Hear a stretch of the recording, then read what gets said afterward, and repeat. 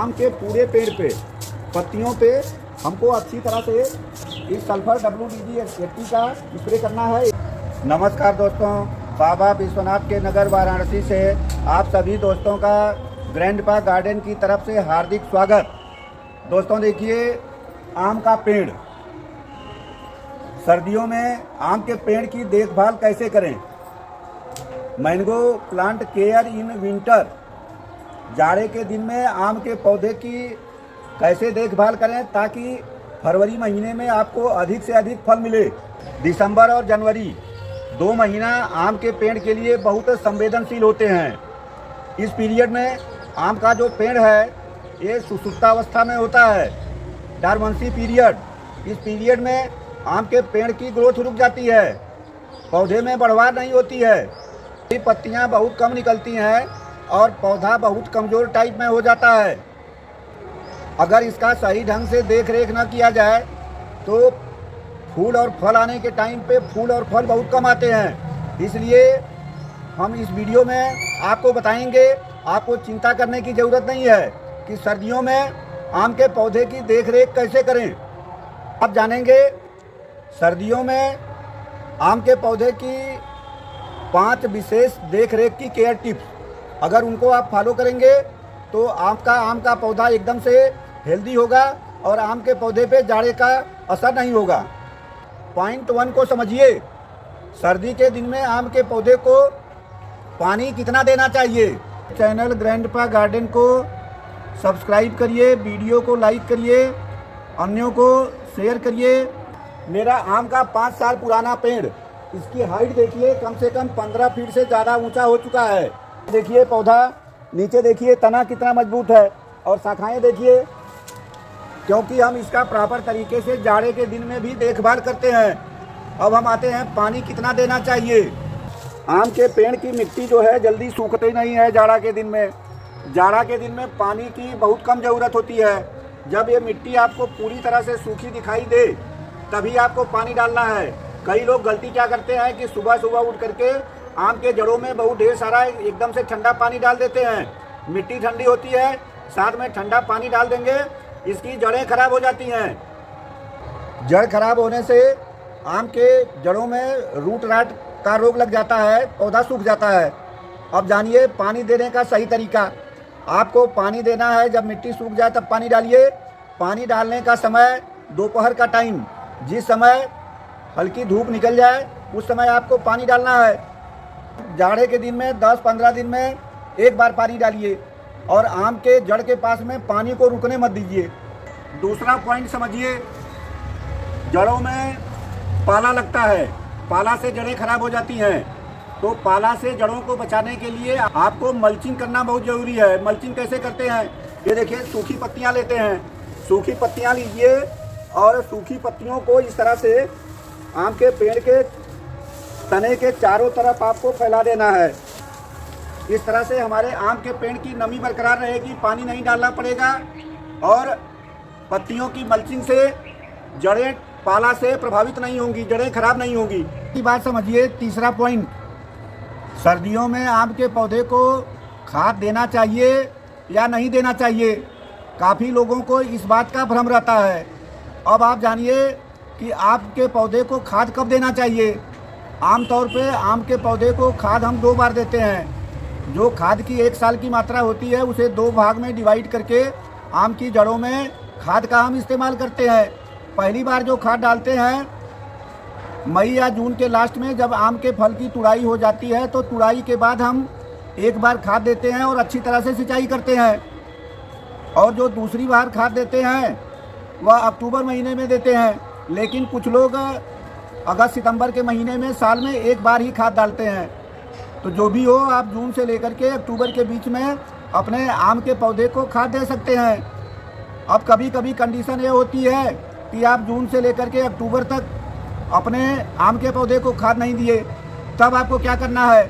तो ऐसी हालत में भी आपको अपने आम के पौधे पे किसी भी हाई नाइट्रोजन वाली फर्टिलाइज़र का इस्तेमाल नहीं करना है। ऐसा क्यों करना है? अगर आप हाई नाइट्रोजन वाली फर्टिलाइज़र जैसे यूरिया खाद का इस्तेमाल करेंगे तो आपका आम का पौधा ग्रोथ पे आएगा, पत्तियां निकलना शुरू होंगी, लेकिन ठंड और पाला के कारण पत्तियां जल जाती हैं, काली पड़ जाती हैं, पौधा कमज़ोर हो जाता है। तो आपको भूल करके भी डारमेंसी पीरियड दिसंबर और जनवरी में कोई भी नाइट्रोजन युक्त फर्टिलाइज़र अपने आम के पौधे में नहीं डालना है। अब अगर आपने जून से लेकर के अक्टूबर तक किसी खाद का इस्तेमाल नहीं किया है, तो ऐसी परिस्थिति में हम आपको कुछ खाद का सलाह देते हैं, उसे आप दे सकते हैं, लेकिन नाइट्रोजन देने से बचिए। दोस्तों जानिए कौन कौन सी खाद आपको नहीं देना है। आप यूरिया नहीं देंगे, डीएपी नहीं देंगे, एनपीके जिसमें नाइट्रोजन की मात्रा ज़्यादा होती है उस एनपीके खाद को नहीं देना है। और जो चौथी चीज़ है गोबर की खाद, काऊ डंग कंपोस्ट, इसको भी आपको डारमेंसी पीरियड में इस्तेमाल नहीं करना है। अब जानिए कौन सी खाद आप इस्तेमाल करें। खाद आप दे सकते हैं, ये सरसों की खली का पाउडर।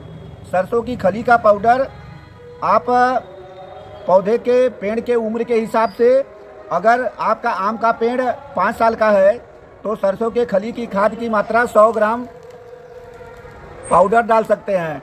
फुले की राख, ये राख का इस्तेमाल आप कर सकते हैं। सरसों की खली में राख मिलाइए। नीम की खली, इसमें एक चीज़ और आप डाल सकते हैं डारमेंसी पीरियड में, यह आम के पौधे की जड़ के लिए बहुत अच्छा काम करेगा। ये देखिए मेरे हाथ में एक फर्टिलाइज़र है, ये बेंटोनाइट सल्फर। इसमें सल्फर की मात्रा 90% होती है और 10% बेंटोनाइट होता है। यह उत्तम कंपनी का है, ये बहुत अच्छा प्रोडक्ट है। इसको आप मंगा करके अपने पास रखिए। आम के अलावा अन्य भी किसी फल के पौधे में इस्तेमाल कर सकते हैं। ये बेंटोनाइट सल्फर, ये देखिए उत्तम कंपनी की है, छोटी छोटी चपटी गोली आती है। इसको अगर आप आम के जड़ के गुड़ाई करके डालेंगे तो यह मिट्टी को गर्म रखती है। इसका नेचर गर्म है और मिट्टी में कोई कीट फंगस नहीं लगेगा। आपके जड़ का ग्रोथ भी इस सल्फर के द्वारा बहुत तेज़ी से होता है। तो आप अगर खाद का इस्तेमाल नहीं किए हैं तो आप सरसों की खली, नीम खली, राख और वेंटेनाइट सल्फर, इन 4 चीज़ों का अपने आम के पौधे में ज़रूर इस्तेमाल करें। मात्रा अगर गमले में छोटा पौधा है तो कम डालें, और 5 साल से या 5 साल से बड़े पौधे में उसकी उम्र के हिसाब से खाद की मात्रा डालना है। छोटे पौधों को ठंड से कैसे बचाएं। अब अगर आपका पौधा गमले में लगा है तो उसे उठा करके रात के समय शेड में रख दीजिए और दिन में उसे धूप में बाहर निकाल दीजिए।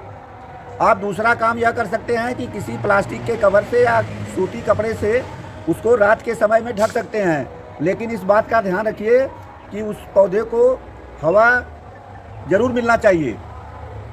5वां पॉइंट समझिए, सर्दी में खाद तो नहीं डालते हैं, लेकिन सर्दी में भी आम के पौधे में रोग, कीट और फंगस लगता है।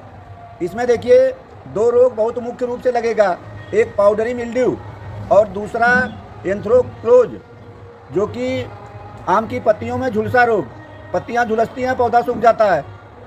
तो इनसे बचने के लिए और भी जो रोग कीट लगते हैं उनसे बचने के लिए आपको 2 काम करना है। कीट और फंगस का इलाज का एकदम से परफेक्ट तरीका समझ लीजिए। आपको जाड़े के दिन में आम के पेड़ का कीट फंगस कैसे दूर करना है। ये देखिए हमने लिया 5 ml ये नीम का तेल। ये देखिए 1 लीटर पानी में ये 5 ml नीम का तेल इस तरह से आप डाल दीजिए। यह नीम का तेल पानी में घुलनशील नहीं है। अब इसको घोलने के लिए हम इसमें डालते हैं, ये देखिए लिक्विड सोप या हैंड वॉश की इस तरह से कुछ बूंदें आप डाल दीजिए। नीम का तेल पानी में घुल चुका है, तो आपको हर 15 दिन में एक बार इस नीम के तेल को स्प्रे पंप में भरिए और आम की सारी पत्तियों पे इसका स्प्रे करिए हर 15 दिन में एक बार। और अगले 15 दिन में आप क्या करिए, नीम का तेल, और ये नीम का तेल का घोल तैयार है, इसमें आप एक चीज़ और मिलाइए और मिलाने के बाद स्प्रे करिए। 15 दिन में एक बार नीम का तेल स्प्रे और 30 दिन में नीम का तेल और प्लस सल्फर WDG80। ये देखिए इस शीशी में हमने रखा है, पाउडर होता है सल्फर WDG80 का, और केवल ये 1 ग्राम की मात्रा लेना है। इस तरह से पानी में डाल दीजिए। ये देखिए पानी में डालते ही इसका रंग बदलने लगता है, इसे घोल दीजिए। ये देखिए एकदम से दूधिया रंग का घोल तैयार हो गया। इसे भर लेते हैं। आम के पूरे पेड़ पे, पत्तियों पे हमको अच्छी तरह से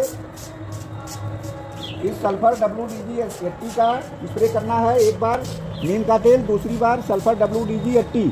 आप ऐसा करेंगे तो इसका नेचर गर्म है, आम की पत्तियों को गर्माहट मिलती है और पत्तियों पे पाला का असर नहीं होता है और पत्तियों के ऊपर कीट, रोग और फंगस भी नहीं लगता है। तो दोस्तों, इस तरह से हमने आपको बताया आम के पेड़ में सर्दियों में देखरेख के लिए 5 केयर टिप्स, 5 पॉइंट।